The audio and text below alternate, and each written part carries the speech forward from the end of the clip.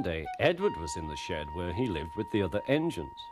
They were all bigger than Edward and boasted about it.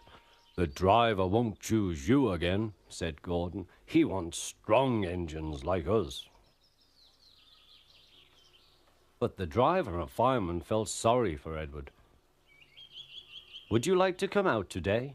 "Oh, yes, please," said Edward.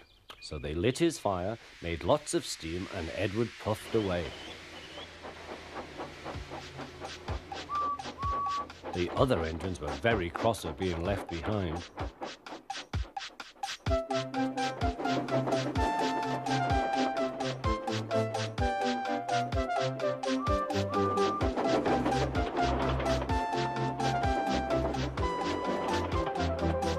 Edward worked hard all day. The coaches thought he was very kind, and the driver was very pleased.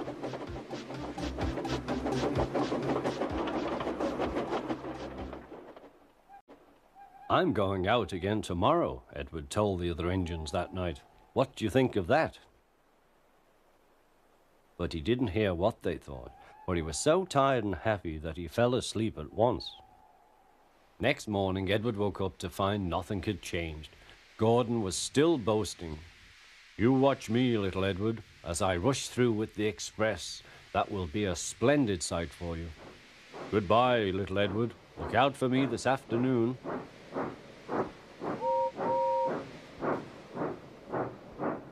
Edward went off to do some shunting.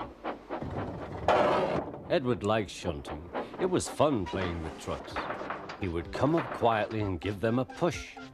Then he would stop and the silly trucks would go bump into each other. "Oh!" they cried. "Whatever is happening?"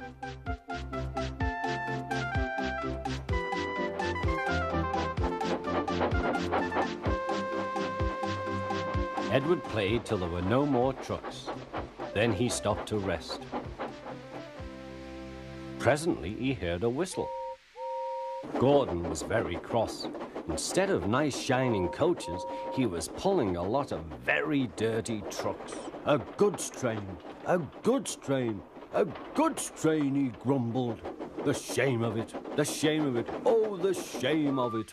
Edward laughed and went to find some more trucks. Then there was trouble. "Gordon can't get up the hill," the porter called to Edward's driver.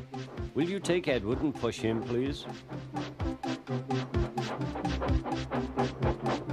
They found Gordon halfway up and very cross. His driver and fireman were talking to him severely. "You're not trying." "I can't do it," said Gordon. "The noisy trucks hold an engine back so." Edward's driver came up. "We've come to push."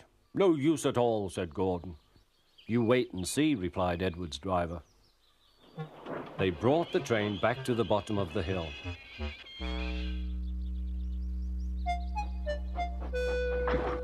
"I'm ready," said Edward. "No good," grumbled Gordon. They pulled and pushed as hard as they could.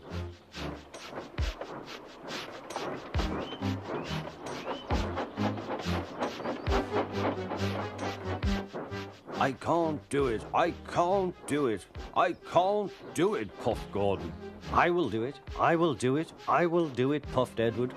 Edward pushed and puffed and puffed and pushed as hard as ever he could. And almost before he realized it, Gordon found himself at the top of the hill. "I've done it, I've done it, I've done it," he said proudly. He forgot all about Edward and didn't wait to say thank you. Edward was left out of breath and far behind. He ran on to the next station, and there he found that the driver and fireman were very pleased with him. The fireman gave him a nice long drink, and the driver said, "I'll get out my paint tomorrow and give you a beautiful coat of blue with red stripes.